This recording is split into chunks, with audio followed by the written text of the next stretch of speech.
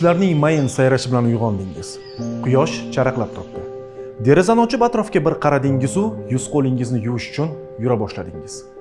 Ammo jo'mrakdan suv tushmayapti. Suv bo'lmasa nonushta yo'q. Qaynoq qahvalarni icha olmaysiz. Tushlik va kechki ovqat ham yo'qqa chiqadi.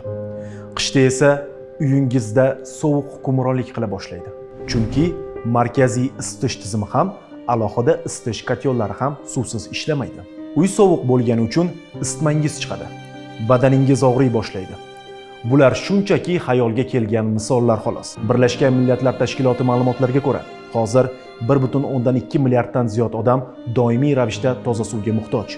2 milliardga yaqini suvsizlikdan muntazam aziyat chekadi. Birlashgan Millatlar Tashkilotining Oziq-ovqat va qishloq xo'jaligi tashkiloti taxminlariga ko'ra, 21-asrning 30-yillariga borib, doimiy suvsizlikda yashovchilar soni 4 milliarddan oshib ketadi. Bugun suv yetishmovchiligi sabab dunyo aholisining yarmidan ko'pi yoki 4,5 milliard kishi xavfsiz sanitariya va gigiyena xizmatlaridan foydalana olmaydi. 5 yoshgacha bo'lgan 300 mingga yaqin bolalar har yili yetarli darajadagi sanitariya sharoitlarining yo'qligi yoki xavfsiz ichimlik suvining yetishmovchiligi tufayli diareyadan vafot etadi. 2 milliard odam suv tanqisligini boshdan kechirayotgan mamlakatlarda yashaydi. Suv tanqisligi allaqachon sayyoramizning har 10 kishidan 4tasiga o'z ta'sirini o'tkazmoqda. Barcha tabiiy ofatlarning 90% ham suv bilan bog'liq. Oqova suvlarning 80% tozalanmasdan ekotizimga qaytariladi. Qishloq xo'jaligi esa global suv iste'molining 70%ni tashkil qiladi. Bu muammolar bizni ham chetlab o'tmaydi. Ishonmaysizmi?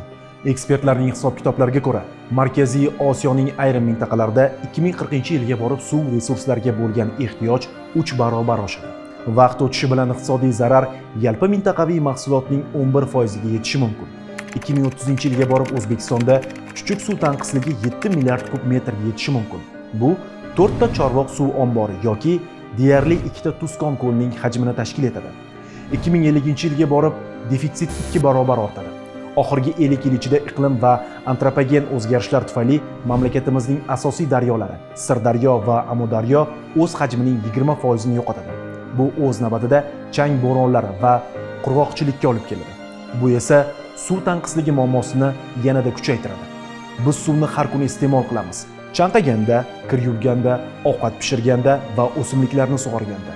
Balki shuning uchundir bugun suv bizga kamdan kam holatda o'ylaydigan oddiy narsadek ko'rinmoqda.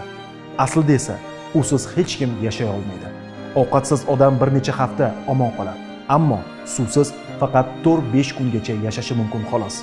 Hayot butunlay to'xtaydi. Bu yurt, bu tuproq, bu mo'l-ko'lchilik nafaqat bizniki, balki kelajak avlodniki ham. Unga ehtiyotkorona munosabatda bo'lish siz u bizning burchimiz. Bugun bizga hayot va zavq ulashayotgan toza ichimlik suvdan kelajak avlod ham bizdek bahra olishga haqli.